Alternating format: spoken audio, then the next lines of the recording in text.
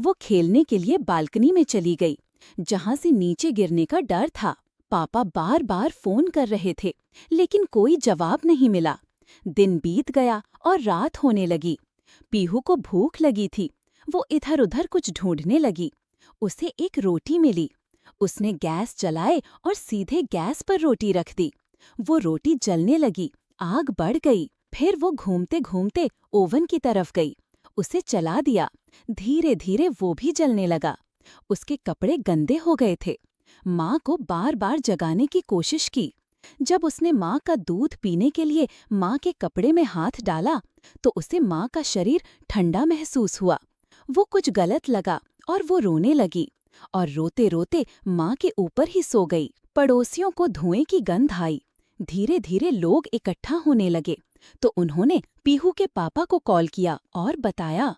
उसके पापा तुरंत वैन से निकल पड़े। पड़ोसियों ने दरवाजा तोड़ने की कोशिश की। उसी वक्त पापा भी घर पहुंचे। उन्होंने देखा कि घर में सब कुछ बिखरा हुआ है, धुआं भरा हुआ है, और मम्मी अब इस दुनिया में नहीं है। पापा को बहुत दुख हुआ। उन्होंने पीहू को बिस्तर के नीचे अपने खिलौनों के साथ पाया। पीहू बस चुपचाप बैठी थी, उसे कुछ समझ नहीं आया। पापा को जैसे ही सच्चाई का एहसास हुआ, उनकी दुनिया बिखर गई। घर का हर कोना चीख चीख कर उनकी अनुपस्थिति और बेरुखी की गवाही दे रहा था।